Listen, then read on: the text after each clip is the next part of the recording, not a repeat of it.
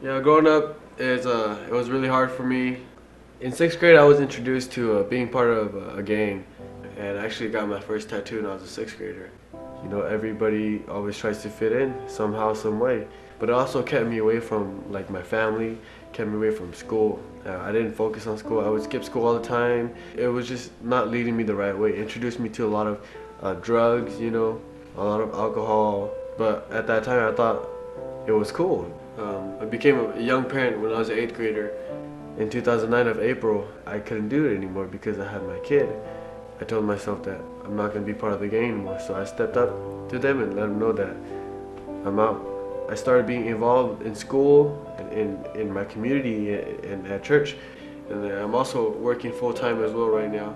It's very challenging for me, but I feel like I have that ability to overcome this challenge. I picked myself up from a 0.8 up to about a 3.8. I played varsity volleyball. I was captain for both years, starter, played outside hitter, to become what you really are. It's like a volleyball match where how you play in a match determines who you are. You don't give it your all out there, and that's how you get the loss. But when you live your life and you give it your fullest and you do everything that you can to pursue your dreams, that's where it gets you. It also teaches us about how to be leaders. You know, we need mentors that, you know, can meet with our students. They told me that that's not possible. We cannot find, you know, hundreds of people to be mentors for Fresno Unified. And I said, how is that not possible? It shouldn't be something where you just do it as a job. It should be something that you have a passion for, to help students. And I told them straight off the bat, and I said, you know, if you can't find hundreds of people, I'll volunteer to be one of them. You know, we ourselves on our own campus can be peer mentors to those who have given up on themselves, and even those who their teachers have given up on them. We need to let them know that we're doing our part, that we have not given up on them, that they can walk with us.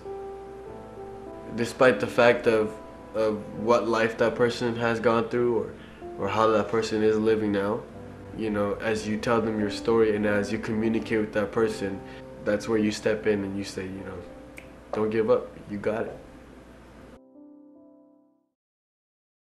When I began going to high school my freshman year, I was really excited, and the first semester my classes seemed easy and I was passing every class. But as I continued with high school, I realized that I started having a comprehension problem with myself.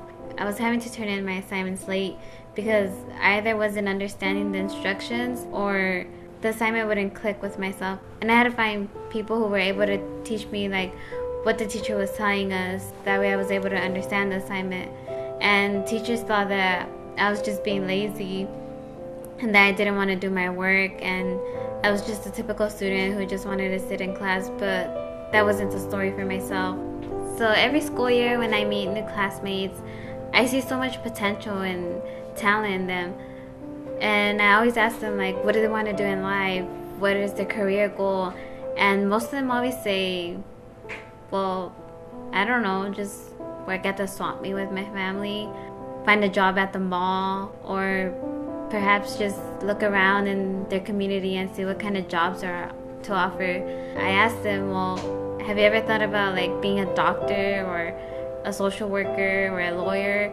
They just look at me with a weird face because they feel that nobody has ever mentioned that to them.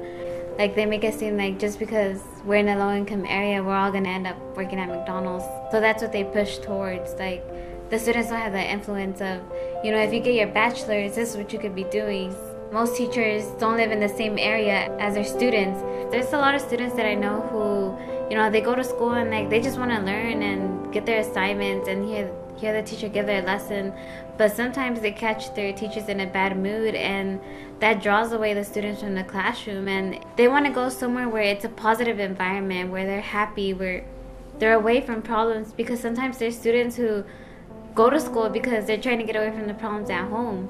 But once more problems are brought in during school, they feel like, you know, I'm just stuck in a box with problems. They want the teachers to be open and in a positive attitude, like I said, so that way the students have a positive attitude as well. Show them that, you know, you care about what's going on around you and you care about yourself. Be the example for somebody, because although you think you're possibly not a role model, no matter what, there is someone looking up to you. And for you to show someone that getting a higher education and graduating is really important, that encourages one more person to graduate.